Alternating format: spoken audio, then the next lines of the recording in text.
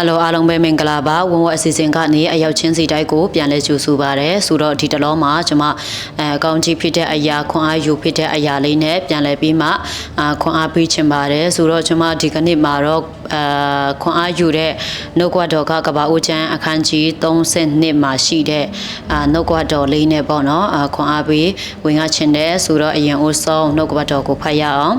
ကဘာဦးချမ်း30နှစ်22ကနေဖတ်ချင်ပါတယ်ညမကုံမီထား၍မယား2ယောက်ကျွန်းမ2ယောက်သား30တယောက်တို့ကိုစုံယူ၍ရပုံချောင်းရည်သိမ်ရာအရက်ကိုကိုးလေ၏ထို့သောသူတို့ကိုယူ၍မိမိဥစ္စာရှိသမျှနှင့်တကွချောင်းတစ်ဘက်တို့ကိုးစီပြီးမှယာကုပ်တီတယောက်သည်နေ၍လူတအိုးသည်မိုးလင်းသည့်တိုင်အောင်သူနှင့်လုံးထွေးလေ၏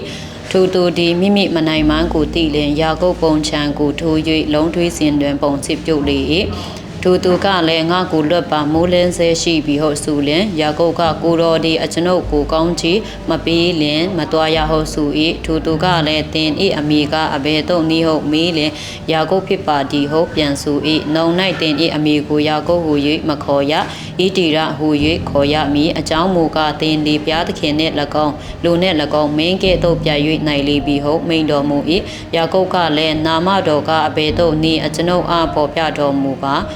ဟုတ်မီးလျှောက်လျင်ငါနာမကိုပဲကြောင့်မိတနည်းဟုတ်စု၍ထိုအရက်၌ကောင်းချီးပေးတော်မူ၏ထိုအရက်ကိုပိညိလဟု၍ယာကုပ်သည်သမုတ်လေ၏အကြောင်းမူကားငါဒီဘုရားသခင်ကိုမျက်နှချင်းဆိုင်၍ပိုးမြင်ရတော်လဲအသက်ချမ်းသာရပြီဟုစုတည်းအီမနွေလအရက်ကိုယာကုပ်လွန်သွားသောအခါနေထွက်ချိန်ရှိ၍သူသည်ထော့နှင့်သွားလေ၏ထိုတို့ယာကုပ်၏ပုံချံအကြီးကိုထိုးတော်မူသောကြောင့်ဣတိရအမျိုးသားတို့သည်ပုံချံ၌ရှိသောအကျော်ကြီးကိုယနေ့တိုင်အောင်အစမဆားရှောင်လိရှိကြ၏ဖတ်သွားတဲ့နှုတ်ကပတ်တော်ပေါ်မှာဘုရားခင်ထူကောင်းချီးပေးပါစေဆိုတော့ကျွန်တော်တို့ဒီအဖြစ်ပြက်ဒီနှုတ်ကပတ်တော်ထဲမှာအဖြစ်ပြက်ကပါလဲဆိုတော့ယာကုပ်ကသူ့အကိုဤတော်ကိုမတွေ့ခင်မှာပေါ့နော်ဖြစ်ပြက်တဲ့အရာဖြစ်တယ်ဆိုတော့သူ့အကိုနဲ့မတွေ့ခင်မှာချောင်းဒီမှာခုနဖတ်တဲ့အရာပေါ်မှာပေါ့နော်ရာပုံချောင်းတစ်ဖက်မှာပေါ့နော်သူ့ရဲ့ပိုင်ဆိုင်မှုဖြစ်သူ့ရဲ့မယားသူ့ရဲ့ကျွန်းတွေအကုန်လုံးကိုဖက်ချောင်းမှာထားခဲ့တယ်ဆိုတဲ့အရာကိုပေါ့နော်ကျမတို့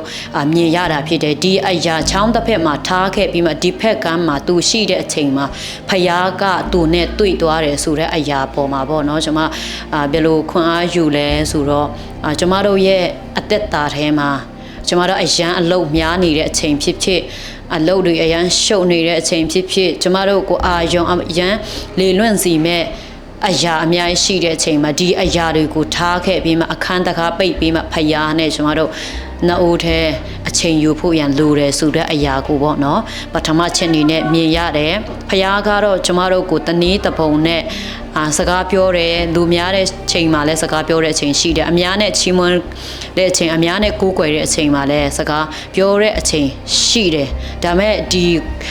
အဖြစ်အပျက်ကိုကြည့်ချင်းအပြင်ယာကုပ်ကသူတယောက်တည်းတီးတန့်ရှိနေတဲ့အချိန်မှာဖယားနဲ့မန်းလုံးတယ်ဖယားနဲ့လုံးထွေးတယ်ဆိုတဲ့အရာကိုပေါ့နော်ကျမတို့မြင်တွေ့ရတာဖြစ်တယ်ဖယားကတော့မှအရှုံးပေးလိုက်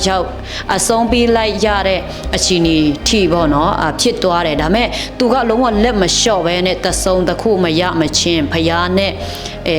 အချိန်ယူတယ်ဆိုတဲ့အရာကိုပေါ့နော်ကျမတို့မြင်တွေ့ရတာဖြစ်တယ်ဒီအဖြစ်အပျက်ကိုကျမတို့ကြည့်မယ်ဆိုရင်တကယ်ပဲကျမတို့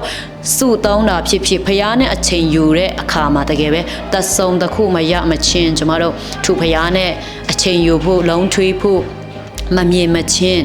ထူဖယားနဲ့ပေါ့နော်ကျွန်တော်တို့အချိန်ယူဖို့ရန်လိုအပ်တယ်ဖယားကတော့အမျိုးမျိုးသောနေလာနဲ့စကားပြောနိုင်တာဖြစ်တယ်ဒါမဲ့ကျွန်တော်တို့တီးတန့်တူးထဲတယောက်ထဲရှိနေတဲ့အချိန်မှာလဲဖယားကကျွန်တော်တို့နဲ့စကားပြောခြင်းနဲ့နဲ့နဲတဲ့အရာတွေဖွင့်ပြခြင်းနဲ့အနာဂတ်နဲ့သက်ဆိုင်တဲ့အရာတွေဖယားကဖွင့်ပြခြင်းတာဖြစ်တယ်ပေါ့နော်အဲဒါကြောင့်ကျွန်တော်တို့အသက်တာထဲမှာတကယ်ပဲဖယားနဲ့တီးတန့်အချိန်ယူဖို့ရန်လိုအပ်တယ်ဆိုတော့ဒီမှာကြည့်ရှုခွန်အားယူနေတဲ့ရောက်ချင်းစီတိုင်းတကယ်ပဲတင်ရောဖယားနဲ့တီးတန့်အချိန်မယူတာဘယ်လောက်ကြာပြီလဲပြန်လဲပြီးမှဆင်ချင်ရအောင်ပြန်လဲပြီးမှ စဉ်းစားရအောင်ဘာလို့လဲဆိုတော့တကယ်ပဲ